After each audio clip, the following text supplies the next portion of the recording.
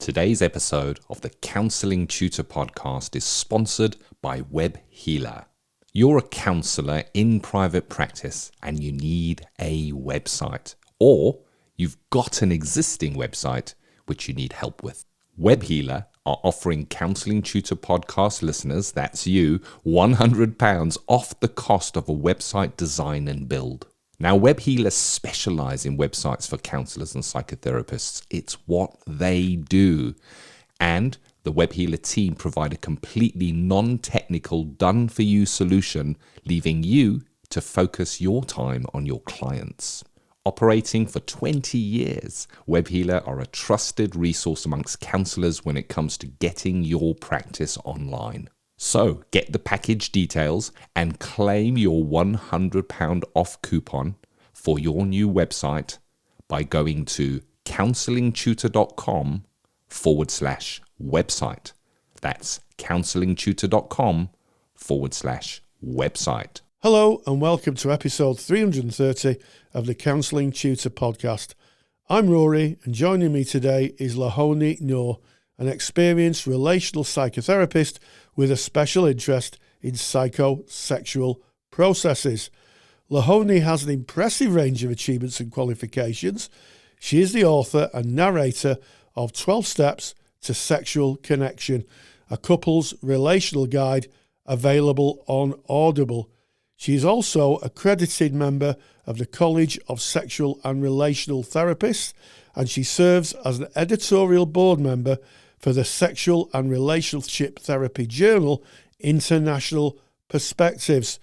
Today, Lahoni joins me to share insights into what makes an effective psychosexual therapist and the training that underpins competence in this field. So with that introduction complete, let's roll the intro. Welcome to the Counselling Tutor Podcast, the must-listen-to podcast for counsellors, psychotherapists, and counselling students. Here are your hosts, Rory Oakes and Ken Kelly. Hello and a very warm welcome to episode 330 of the Counselling Tutor Podcast. Both Rory Oakes and myself, Ken Kelly, are delighted to welcome you to our three topics, starting off with our ethical, sustainable practice, where today we're going to be navigating online therapy with clients abroad. Then we move into Practice Matters, which Rory has beautifully teed up with the lecture from Lahoni on psychosexual therapy. And then we go into Student Services, where we recognise you, your students, on your formal journey. And today, as in real time, I guess people might be going into their placement and needing to get their supervision hours in. We're going to be speaking about meeting course requirements regarding supervision hours. But let's kick it off, Rory, that ethical, sustainable practice, speaking about navigating online therapy with clients abroad. Not as easy as just jumping online and speaking to the person where they are, is it? It's not. And, I was thinking about this before we recorded today. And hasn't the world of counselling and psychotherapy changed in the last 4 or 5 years, And one of the big changes is that, until 2019, when we had the pandemic, most therapy was conducted face-to-face. Yes, there were quite pioneering therapists who were using online, be it a video platform or telephone, or maybe they were doing text and email therapy. But it definitely wasn't a popular or standard offering in the world of counselling and psychotherapy. It was a niche activity, and of course, when the lockdown came, lots of therapists found themselves disconnected from the clients and wanting to help them, and then having to go online. And since then, online and telephone counselling has become part of the economy, if you like, of counselling. We're now a mixed economy, and one of the, I guess, unintended consequences of working online means that our clients, or the clients that we work with, may not be in the same country or may not be even in the same town every time we meet them. So we we need to be very, very thoughtful of how we navigate working with clients who may be in a different country. And one of the things I think we need to consider is that if we're going to offer online and telephone counselling, ethically and I think morally, we really, really do need to have a wider appreciation of what we can offer, what countries in the world we can actually support clients in, and what countries in the world may be a bit tricky.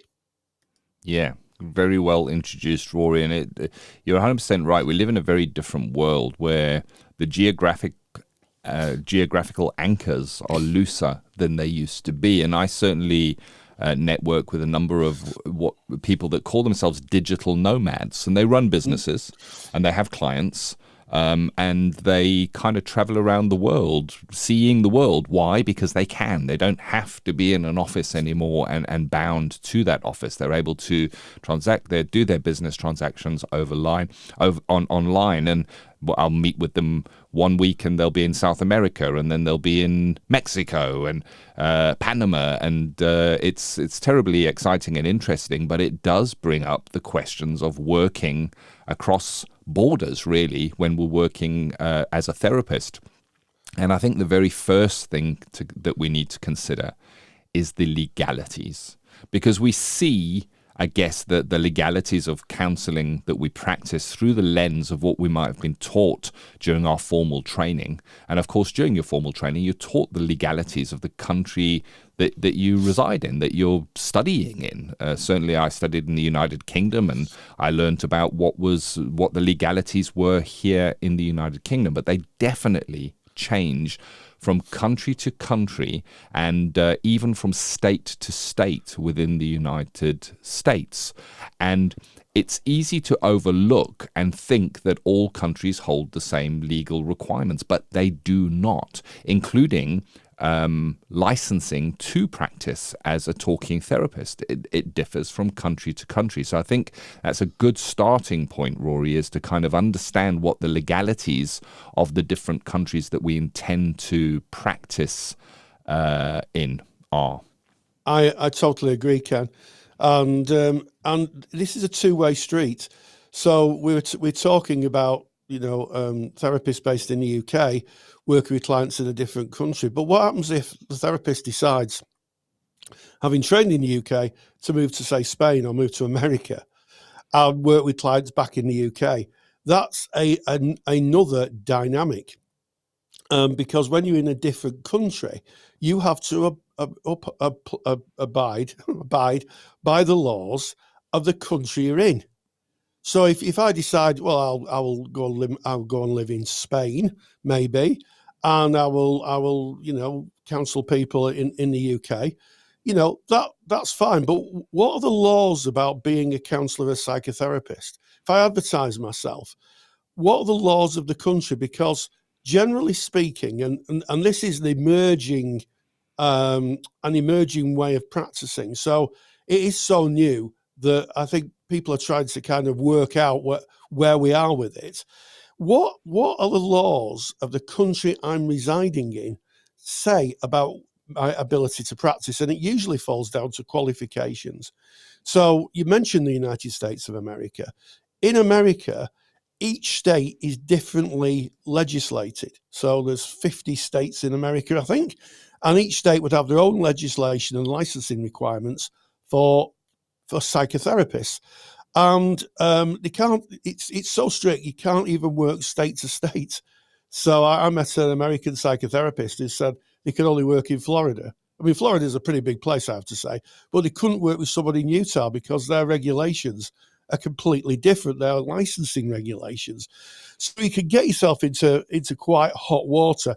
And I think the first thing to do is really, if you're thinking of working either from the UK into another country or residing in another country and working internationally, is to speak with your insurance company.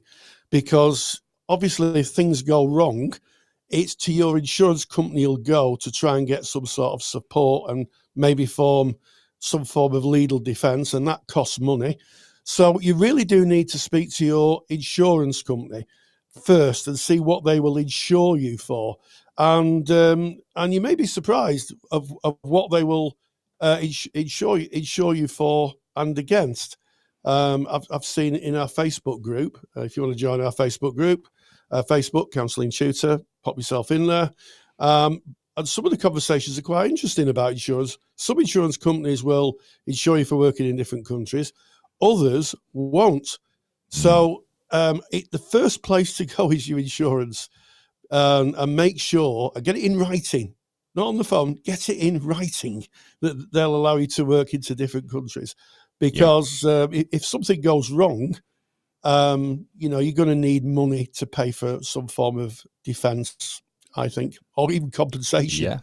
Yeah, that's it, isn't it? And it's interesting that you mention insurers. And I recall when online therapy became a necessity, and that was at the time of COVID, and there was a massive spike up in those that went online. I phoned my insurer at the time, and I can share with you that my insurer wasn't really set up to be able to understand it at the time. So I said, can I work online? And they went, well, yeah, I can't see any reason why you shouldn't be able to work online, was their answer at the time. And of course, as this has become more mainstream, they've become wiser. They've looked at what the requirements and regulations are. And if you speak to your insurer now, you may very well have to fill in forms and stipulate in which countries you intend to practice. So definitely, as you've said, insurers, you mentioned the United States of America and the different states having different requirements. But not only that, there are also different requirements for different types of therapy. So I'm going to speak just about the United States, just to show you how complex this can be and how important it is to do the CPD and the formal training to know that you're not kind of stepping into a minefield, as it were. And what we're speaking about now is family therapy, marriage and family therapy within the United States. And there is a specific requirement and a license that needs to be held. So if you're in, and I've got all the states here in alphabetical order, so I'm going to start off with the first one, which is Alabama, and you must hold an MFT license issued by Alabama to practice marriage and family therapy. And if I go to Alaska, from the Alaska Board of Marital and Family Therapy, anyone considering utilizing e-therapy or online therapy needs to know if you are living in Alaska and receiving e-therapy or online therapy from a therapy outside Alaska, there is no process available for the regulation of that therapist. And they're basically saying you need to inquire and make sure you know what you're getting yourself into there. And I think there's the key point. You know, we're talking about regulation. Therapy is regulated in certain places in the world. In other places, it's not. Now, we run a number of different courses where we require evidence that somebody has trained, is with an ethical body, and holds a certain level of competence to be able to join our courses. And very often we get people from different countries where they don't have the same kind of requirements. And our little board of tutors has to really think carefully and look to the laws in those countries to understand where those people are at. There are certain countries where you don't have to be a member of an ethical body to practice as a counselor or psychotherapist. So it changes dramatically. And if you think about it, at the end of the day, we are in service of our clients.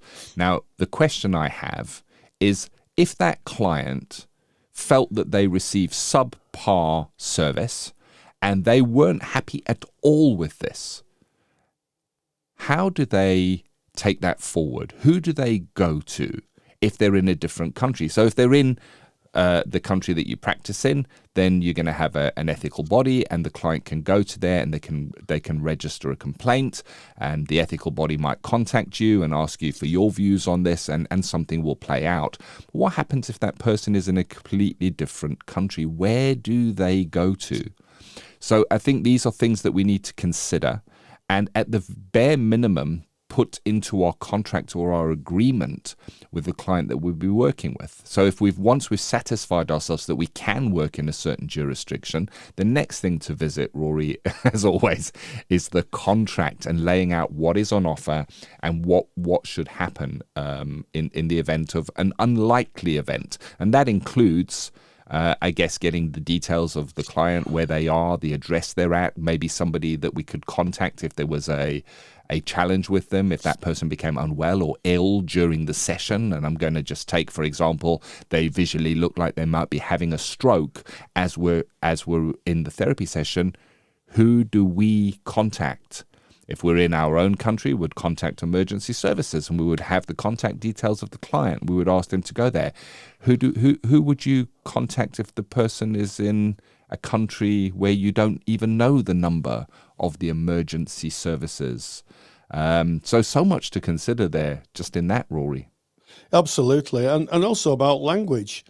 If you're working with someone in France and something goes wrong, yes, you could get the emergency number and call what the equivalent of 999 is in France. I'm showing my ignorance here, but how do you communicate? If you can't speak fluent French, then you're really at the mercy of the hope that the person who picks the phone up can speak English. And in some cases, every second counts.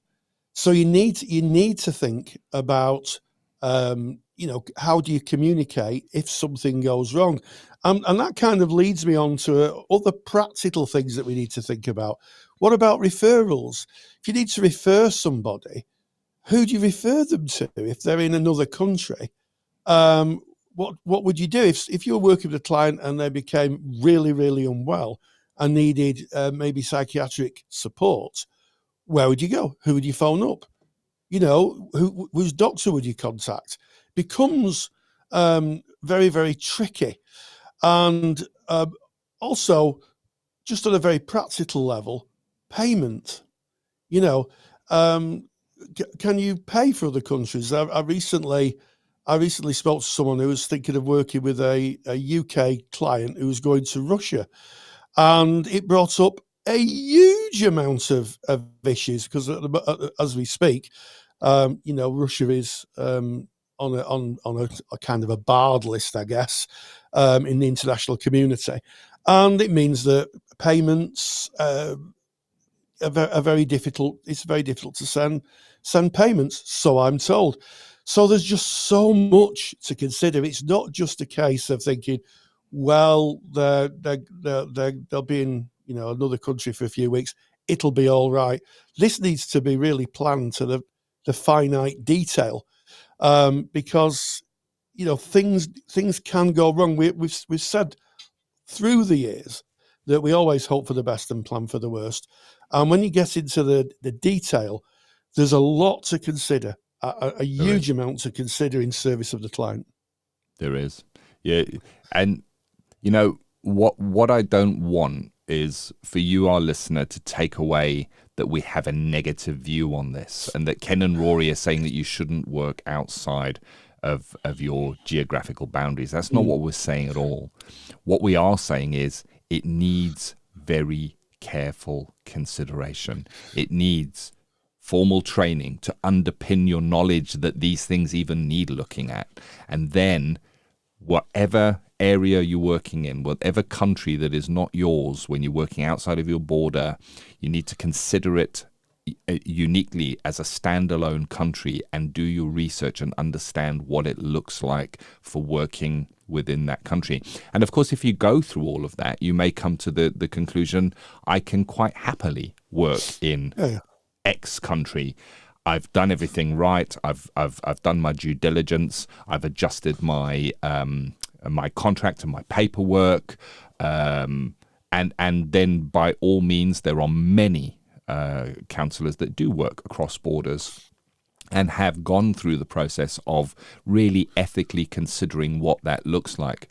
And I think if there's one area of concern, it's of concern to me, And that is the rise of online therapy platforms where a therapist might join that platform and then they are matched with a client who is not necessarily within their country and is not necessarily a country that they have chosen. You might get a question saying, "Are you happy to work with clients in such and such a country?" And then pretty much matched with those. And there may be a thinking or a consideration that these online platforms are doing the due diligence for you, but they are not. It is your practice. If a complaint comes in and is levied and it's levied against you, or somebody wants to claim compensation, they're going to claim it against you, not against the platform, because it is you that is the practitioner, and it's the onus falls on us at the end of the day. We cannot pass the buck as counselors and psychotherapists and hope that somebody else is doing the due diligence for us. We need to be doing that ourselves. So I think that's one area that, for me, Rory, stands out as a little bit of an area, a grey area where due diligence is maybe not always followed. Oh, I totally agree with you, Ken. And I think it's very, very easy with these online platforms to think, well, it's going to be okay. It's a click on. It speaks to a little bit, I think, to the disinhibition effect, where you think, well, it's going to be okay because we've got this online platform going. It's just a standard thing that everybody does. The marketing and the advertising says it's fine. I've seen someone on YouTube talking about it. Has to be all right. Fact of the matter is that it might not be okay. And what I want to bring up as well is something that I hardly ever heard spoke about in the online world. I did some research this morning, and there are 64 jurisdictions in the world where being gay is a criminal offence.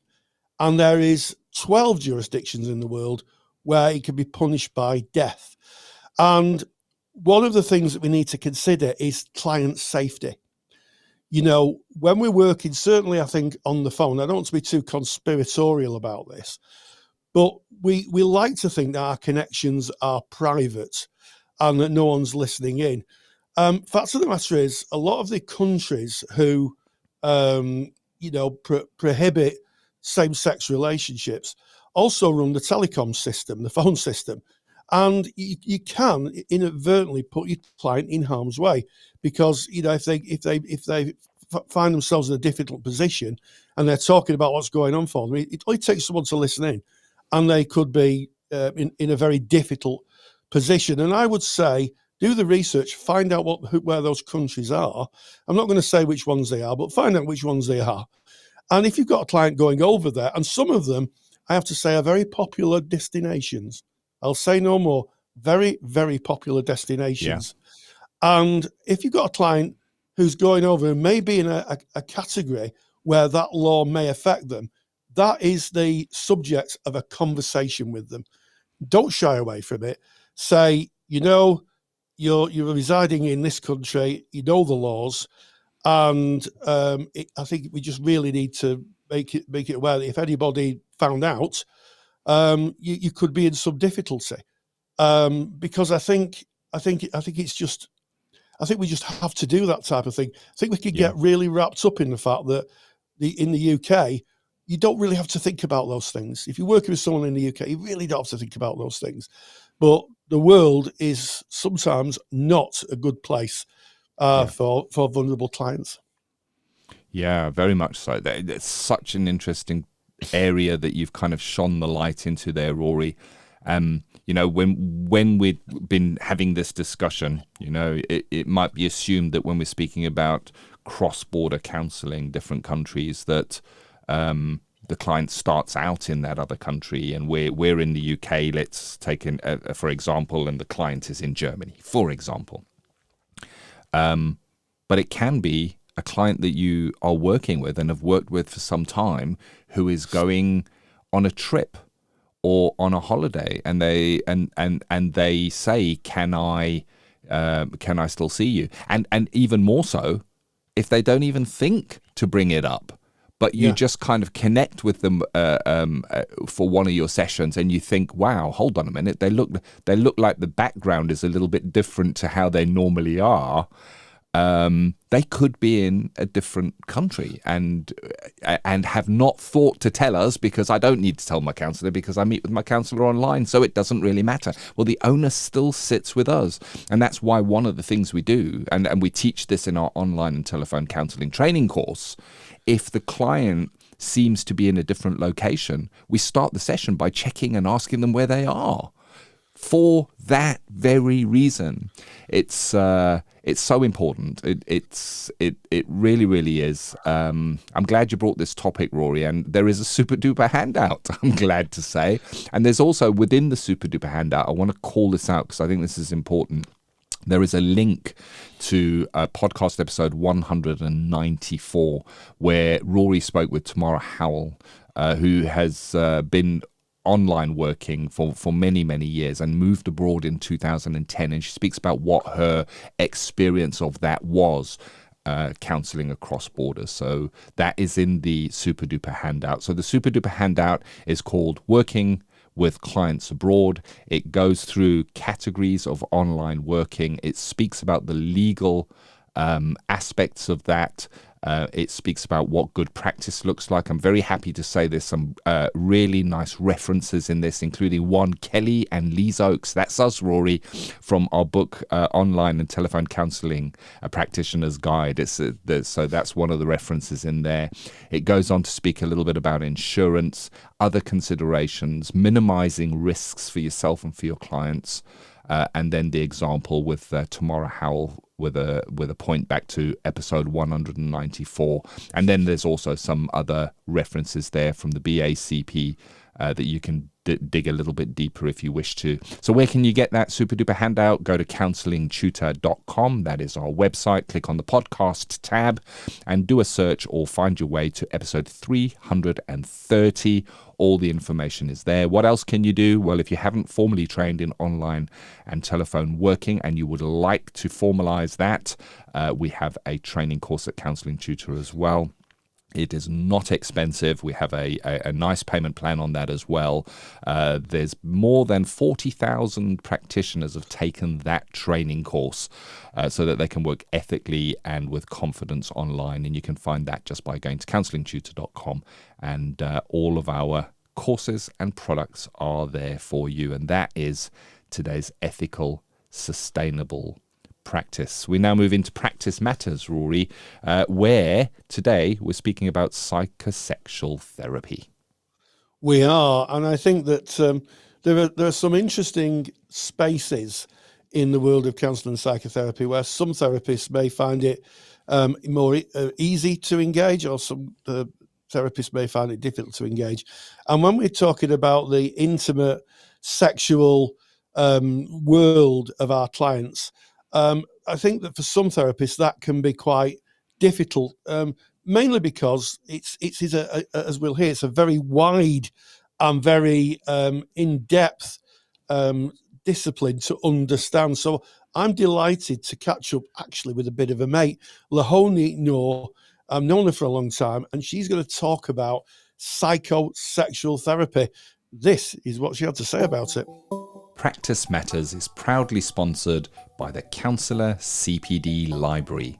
To access top quality, relevant continuing professional development for your practice that you can do at a time that suits you, and all for less than the price of a cup of coffee, visit counsellingtutor.com. In recent years, clients seeking counselling or psychotherapy have become increasingly discerning, often looking for therapists with specific skill sets to address the areas causing them distress, anxiety or discomfort.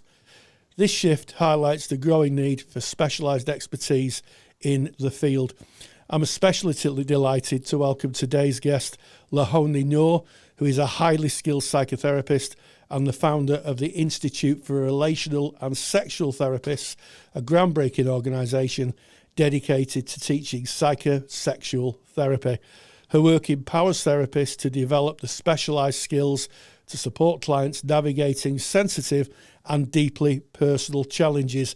I'm excited to dive into a journey and the importance of psychosexual therapy and how our institute is shaping the future of therapeutic practice. Leonie, it's lovely to see you. It's lovely to see you too, Rory. And it's really good. We've met on so many occasions. I think the last time we met was at a supervision conference. We've met on many training courses through the years. Yet you've never been on the podcast, so it's genuinely exciting for me to interview you because we've always gone on. We've always had a coffee. You've always talked about you know the things you're interested in, and now we get a chance to talk about your new company. So, what inspired you to establish a training company to work with the unique challenges of psychosexual and relational therapies? What was the inspiration behind that? Well, you know, Rory, it was simply need. We just have such a shortage of psychosexual therapists and an even greater shortage of psychosexual training centres. And, you know, currently, if you want to train in psychosexual therapies, you have to either go to London or Doncaster, and that's it. There's just nothing else in the country at all. So primarily it was need, and that need was bolstered up with an absolute belief that we have to do something about the huge gap in therapeutic training when it comes to talking about sex and sexual function. Absolutely. And your organisation's based in the north of England. It's based in Manchester, I believe. Is that correct? It is. It's based in Manchester. Currently, we're operating from Swinton, which is it's Swinton, North Manchester. I think it is. You know, my geography is terrible. We are based in Manchester, yes. Absolutely excellent. And I know people will ask, the training, is this face-to-face or will there be an online aspect? Where are you with that? At the moment, I'm running a hybrid programme. So we do 1 week per term, face-to-face in person, and then there's 13 Wednesday evening webinars that run over the 2-year programme. Moving forward in the future, I probably will run an entirely online program, but I'm just not ready for that yet. Yeah. Probably be another year or so. There's a lot of work in that. How you deliver online is very different from face to face. Yeah, so I would say make sure that you keep visiting Leonie's website if it's online you want, and you can find Leonie's the details of Leonie's website by going to counsellingtutor.com. Hit the podcast tab, go to podcast 330 or 330, and you'll find the details of Leonie's website. Go in and you just keep updated. But it sounds like a very, very good offering, a very mixed offering. I just wondered, how did you go around designing the curriculum? Because when you're developing courses, you have to have curricular development. So what directed you into the construction of the curriculum?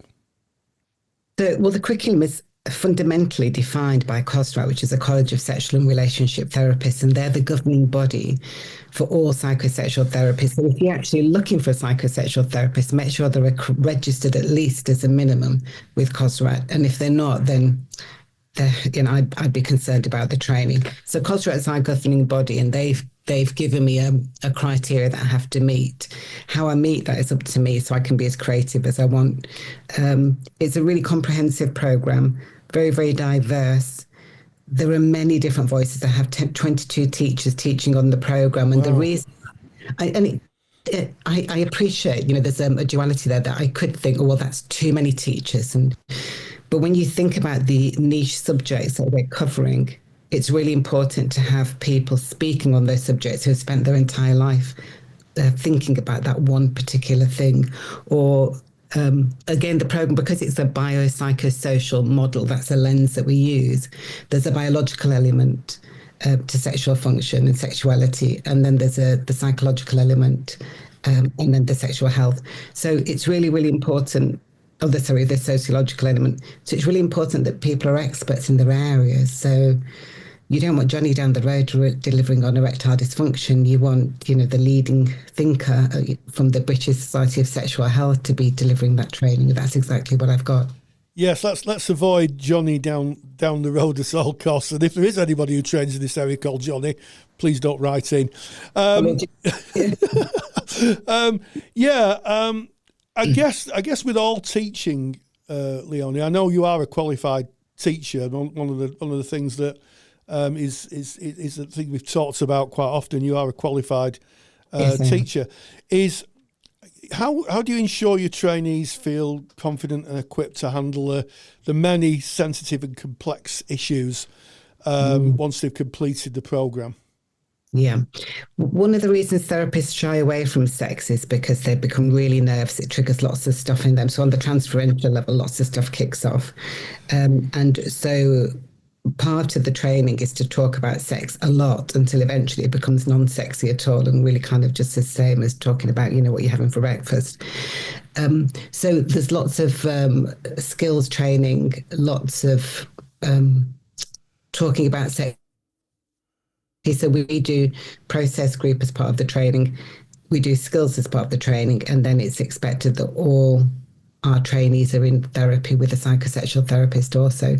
So, exploring your own internal self and your own understanding of yourself as a sexual being is a really important part of the program. Yes. Yeah. I think this is true. And you touched on transference and counter-transference. That can be quite a hindrance in a lot of therapies, but in sexual therapy, where maybe you over-identify with the client or over-identify with what the client's saying, or in some cases, become, let's be honest, turned on by what's being talked about. That needs to be managed professionally and also personally. So the idea of having personal therapy makes complete sense when you're working in that field. How has the demand for psychosexual relationship therapies evolved? Is it something that's just come onto the radar, or is it something that's been around for a long time and really hasn't been addressed? I think it's been around for a really long time and not been addressed.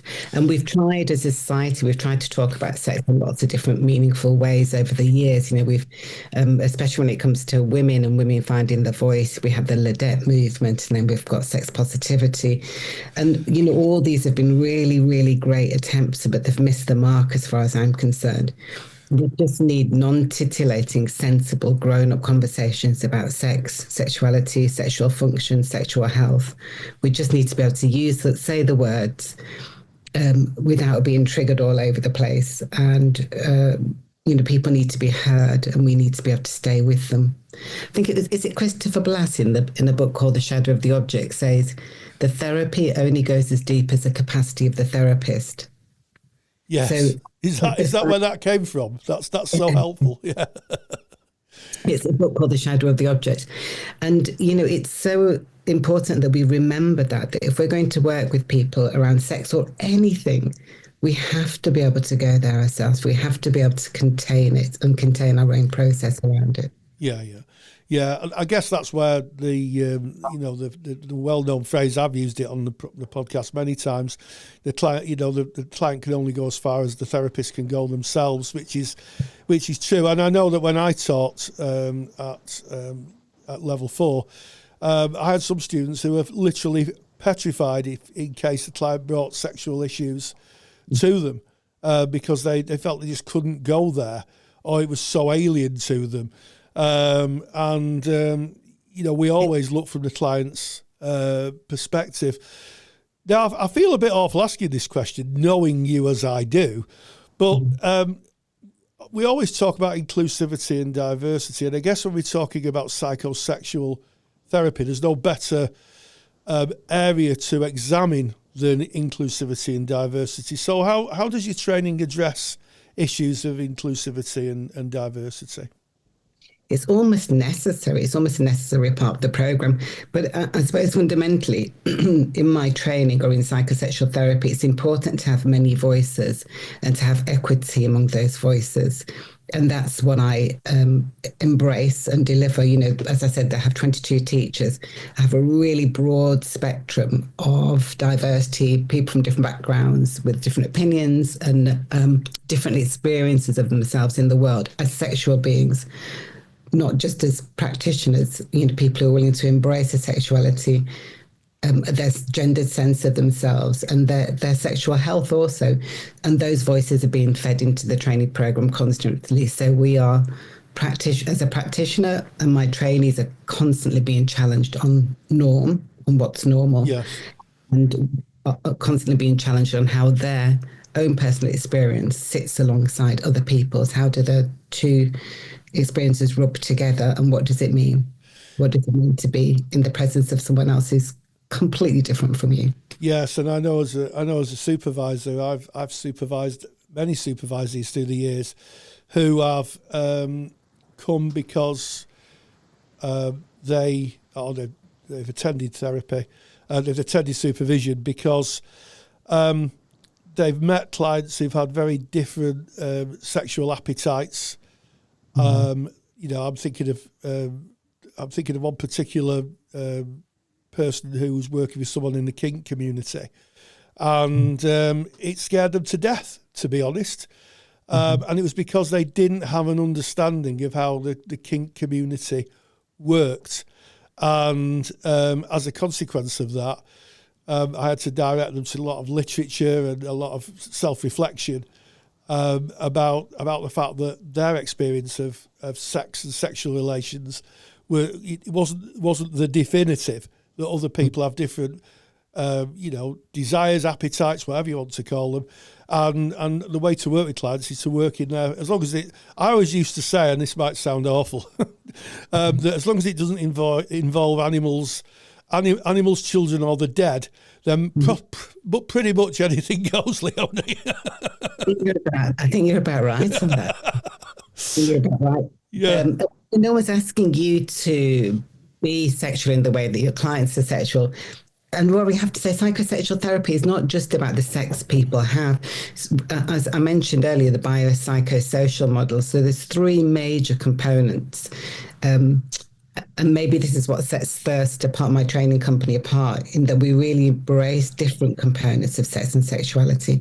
And the biological model is understanding the biological implication of sex and how biology impacts sex and medications, mental health. Well, I guess mental health could fall into psychology as well. But certain medications like the pill will lower your libido, cause vaginal dryness. Erectile dysfunction, we actually call it ED, we call it early diagnosis. So if a man starts with erectile dysfunction and you're treating him psychologically, you could be causing him tremendous danger and putting him in risk. The artery that feeds the penis is the smallest artery in the body. It's the first one to fur up. So we've got lots of evidence now that shows us that if a man is suffering with heart disease, and that's why he's having erectile dysfunction, which is often the case, and it's not treated medically, within 5 years he'll have a heart attack. So if you are a practitioner and you're treating men with ED psychologically, you're putting them at risk. You need to send them for medical help. And that's not to say you can't work with them psychologically, but you just need to understand what it is you're working with. Yeah. And the same with premature ejaculation. If we're talking about male conditions, there's genetic markers for premature ejaculation. So if someone ejaculates, 30 seconds, within 30 seconds of penetration, and that's their mojo, that's how it works for them, and you're treating them psychologically, you need to be aware that there's genetic markers, and that person might never, ever be able to make much of a change. And to be fair, even if they make 100% increase in their staying power, it takes them from 30 seconds to a minute. So that other activities, other psychological processes have to be attended to in that dynamic. Wow. I mean, I think there's two takeaways right there that anybody listening to this who may be working with men with erectile dysfunction or premature ejaculation could maybe want to think about. What are your future plans? You've started on this quest, this venture, if you like. Where do you see it going? What direction do you hope it's going to take? Well, obviously, I really want this the specialism in psychosexual therapy to take off and to train loads and loads of therapists in the specialism in psychosexual therapies. But from later this year, I also will be running a 2-year foundation diploma and it'll have a psychosexual leaning, but it won't be a psychosexual qualification. So for the average person on the street who wants to become a counsellor, they can come and train with us for 2 years, and at the end of that 2 years, register with the BACP. So that's something we're going to add in very soon. And on top of that, just lots and lots of really contemporary, current CPD, delivery of research. If anyone out there wants to write papers or have journal articles published, come and speak to me. Let's make it happen. I hope that we can become a huge resource for all practitioners working in the industry. Well, I think what a great way to end our interview today. If you are interested in psychosexual therapy or want to reach out to Leonie with regard to research or papers or professional discussions around psychosexual therapy, if you go to counsellingtutor.com, look for the podcast tab, click episode 330 or 330, and you'll find the details of Leonie's organisation, the Institute of Relational and Sexual Therapies there. And it just goes for me to say, Leonie, I wish you well on this venture. I've known you for a long time. It's a great joy that you've got this venture, and thank you so much for joining us. Massive thank you to Leonie Noor, and of course to you, Rory, for holding those all-important discussions. And there may be a lecture on this very topic heading towards the CPD library. So if you remember, keep your eyes open for that. I know, Rory, you're always trying to twist people's arms and say, come on, you're an expert in this topic. Do us a lecture. Come on. Yeah. I don't actually physically assault people, Ken. I just ask them nicely. Indeed. Well, there you go. That is our Practice Matters for today, the CPD section of the Counselling Tutor Podcast. We now move into Student Services. Student Services is sponsored by Counselling Skills Academy. Can't tell you how many times Rory and I have heard counselling students say that learning skills and knowing that they're using them effectively is really, really challenging. The reason for this is because we don't get to see another counsellor using skills in a real live session. In reality, this means that we're asked to learn something that we can never see demonstrated in a real setting. And it's no wonder that many of us are left feeling unsure. If you want to see counselling skills used in real sessions by qualified therapists, so this is real sessions, real presentations, and real use of skills, then go to counsellingskillsacademy.com. There's some free videos on skills, including a full live session that you can have a look at. Gain the competence and the confidence of knowing you're using your counselling skills effectively. Just visit counsellingskillsacademy.com. And today in Student Services, speaking about supervision hours, meeting course requirements. Oh, my goodness, the confusion that comes up on this one, Rory. Yes, and I had a look. We actually include this every year because I think that every year, come August when the results are in, there is going to be a disappointed student who realises that they've not either accrued enough supervised hours in their practice-based course to qualify, or they made some rookie errors and they've not had their hours signed off. So I'll start off by saying that, when you do a counselling course, certainly at practice level, so I'm talking of diploma here in the UK, diploma and above, diploma, degree, master's degree, where you have to have 100 supervised hours to meet the course requirements. You have to do the in-class work, but also you have to have 100 supervised hours, usually at a placement. It's a non-negotiable. It's not it would be nice if, or wouldn't it be lovely if we could. It's an absolute non-negotiable. And I think what causes students a lot of confusion is that sometimes that's not driven in hard enough. I'm sure tutors listening to this are saying, we do, Rory, we do drive it in hard enough. But I think it's something that students sometimes struggle to comprehend. You have to be supervised for every client hour that you have. And there are supervision ratios. Now, there are different, because of different exam boards, they have different ratios to ethical bodies. And I'm not going to go too much into the weeds on that, But what I'm going to say is the British Association for Counselling and Psychotherapy say that you should have 1.5 hours a month of therapy and if of supervision.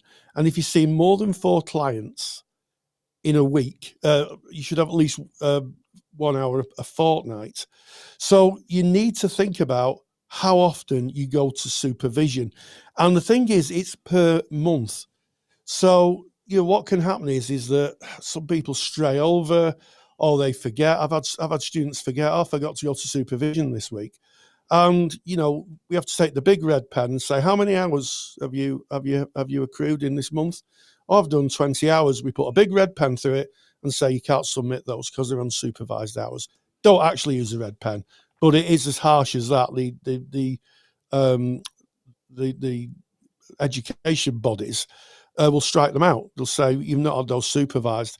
And the other rookie mistake that people make is that, say for instance, you've got 98 hours and you come into the end of your course and you think, oh, I've got 98 hours. Then you get to 99, then you get to 100. You think, great, I've done it. I've got 100 hours. Sometimes that 2 hours between 98 and 100 is sent off to the to the marking body, the exam board, if you like, but it's not supervised because someone's thought, well, it's only 2 hours and I can wait another month and get those 2 hours supervised at the end of the month. Every single hour, and I do sound like I'm training, being a teacher again, every single hour needs to be supervised. And what I would say is that if you're thinking of doing a practice-based qualification in the UK, you need to have a strong conversation with yourself about, A, the cost of supervision, because for most students it's paid for, and also if you've got the capacity to have it. I see occasionally people writing, well, I can't make supervision every month because I've got other commitments. Well, I'm afraid you can't do that. You really can't pick and choose. It's a non-negotiable. And I'm sorry if I'm coming across as a bit kind of teachery, but it's terrible to see the disappointment on students' faces when you've told them and told them and told them, and they still haven't applied what's been told. And of course, they don't pass. It's not a great conversation to have, Ken. It's not. And I get that you say, oh, I'm coming across all preachy here, but you're doing it from a good place. Certainly when we were teaching together, it was a source of high referral. It just was, the students would be putting in their final portfolios. We'd ask them, are you sure all of your hours are supervised? Yes, they're all supervised. Hand it in for external marketing. And surely enough, a couple would come back and need revisiting. And it can happen unintentionally. It can happen that maybe your supervisor gets ill, or you get ill and are not able to go to supervision. And it's about thinking how you work with that and how you can gain those supervised hours. And I think that the language is misunderstood because we often hear students speaking about their 100 hours. Oh, I need to get 100 hours. But what they're leaving out is the word supervised. Yep. If they're not supervised, they do not count. It doesn't matter how attentive you were or how incredible that session was or what the incredible outcome was for that client. If that hour has not been taken to your supervisor and falls within the correct ratio, it just doesn't count. And it's sad and it may feel unfair, but I get why it's there, because we are meant to do a minimum of 100 supervised hours to evidence that we understand what we're doing and that we have a second person, the supervisor, saying, yes, this person has brought these clients to me and they kind of know what they're doing. They can go out now and be a qualified counselor. So it's tricky and we just don't want you to fall at that. So Rory, with that being said, any tips on how to keep your hours so that you don't fall into that trap? Yes. Strangely enough, I do. So what I suggest is that when you go to your first supervision meeting, you take any documentation that relates to the amount of hours you have to have of supervision to pass the course. Now, I've supervised many students, and the first conversation I have with the supervisor is bring in any documentation that you have regarding the hours and which exam board are you with. And then what I do is I go and look at the exam board in my own time, and I print off the documentation. So the first meeting when we're talking about that is, are we on the same page? Have we got the right documentation? Now, a lot of exam boards, because this isn't something that just happens with one exam board. There are lots of students who, at the end of their 2-year course or 3-year course, have got their hours a bit muddled up.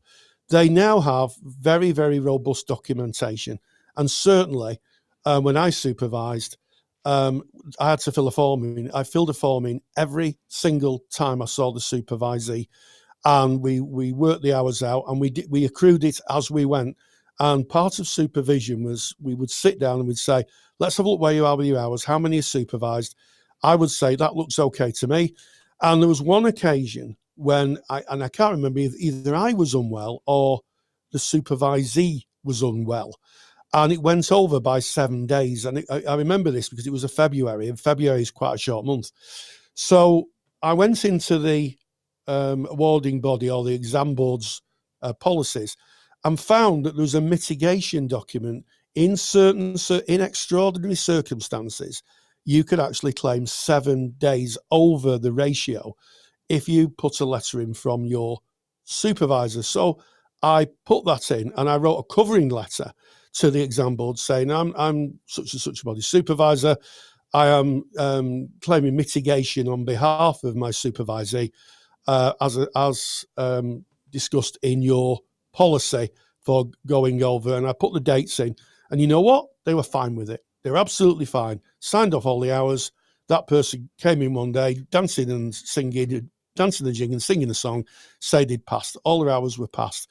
But you need to get that discipline and that paperwork, and you and your supervisor working together from the get-go, because it's no good coming after say 80 hours and saying, oh, we have to have this amount of supervision, and the supervisor saying, well, I didn't know that. And some supervisors don't know the ratios, to be fair.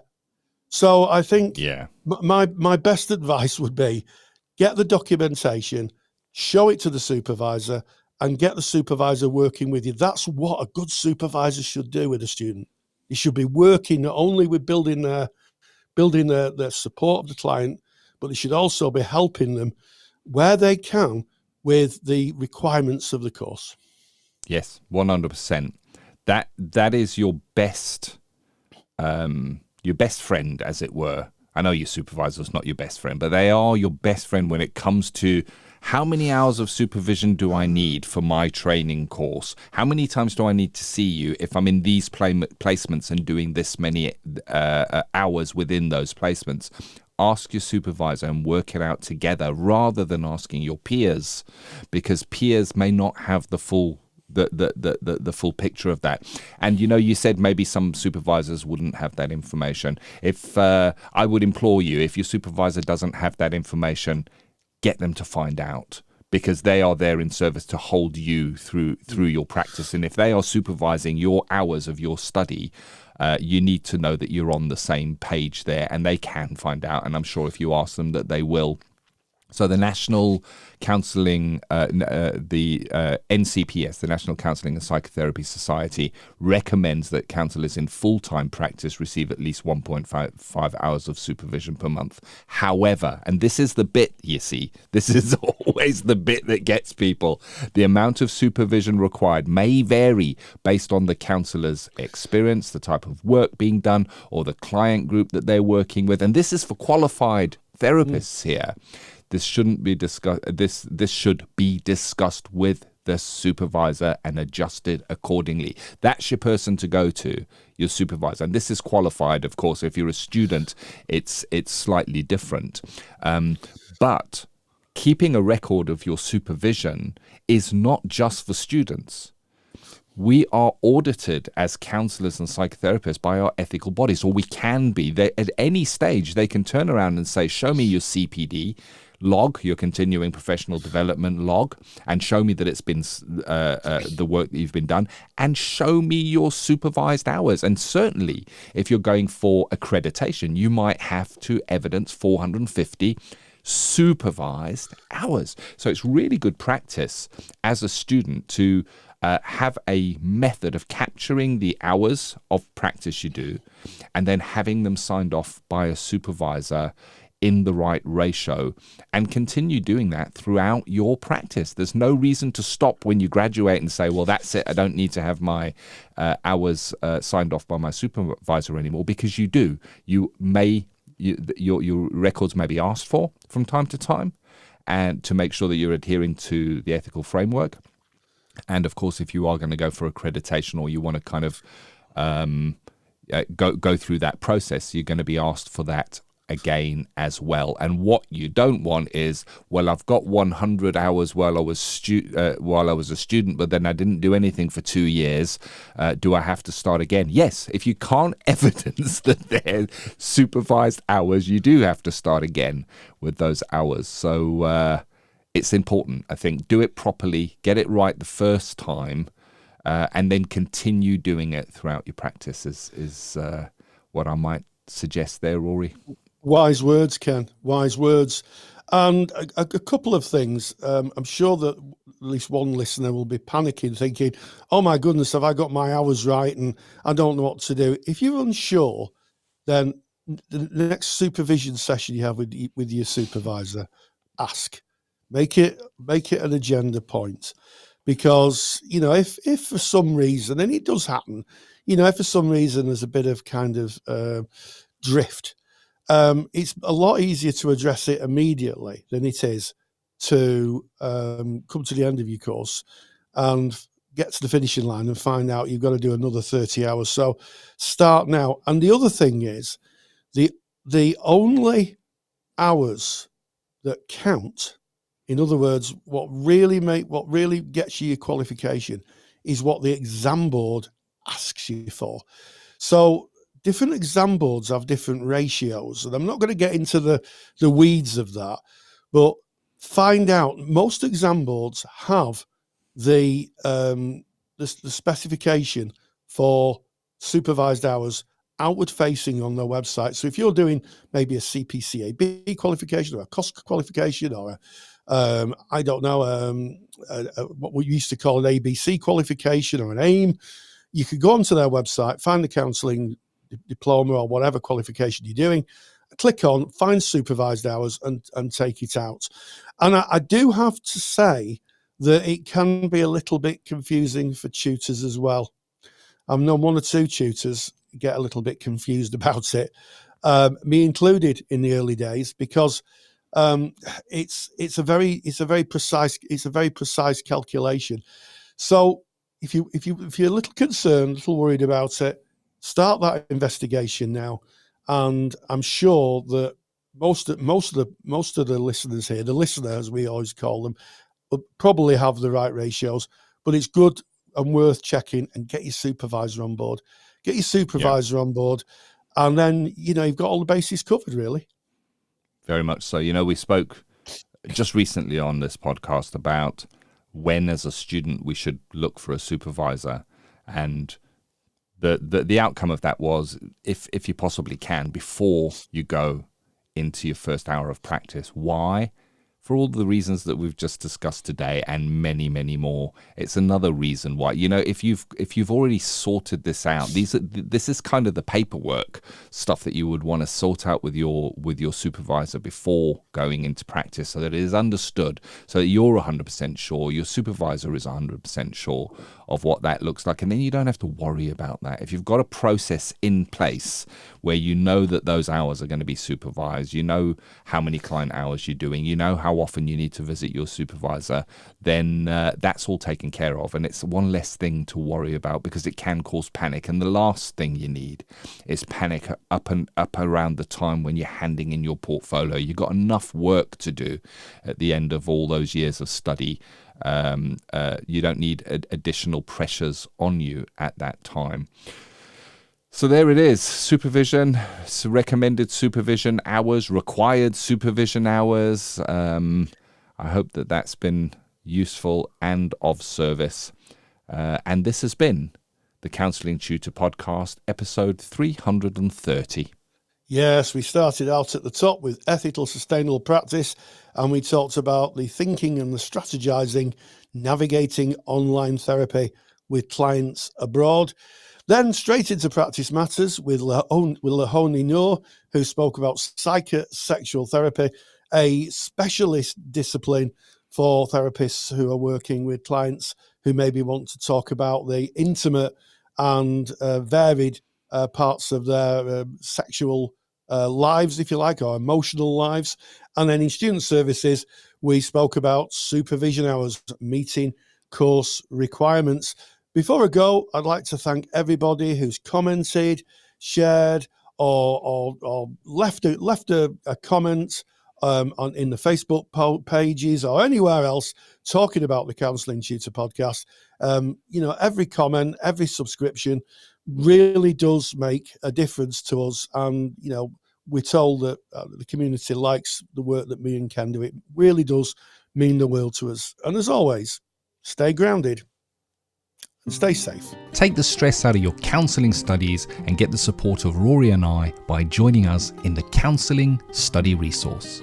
Counselling Study Resource, or CSR for short, is the world's most comprehensive assignment guidance and study support resource for students just like you of counselling and psychotherapy.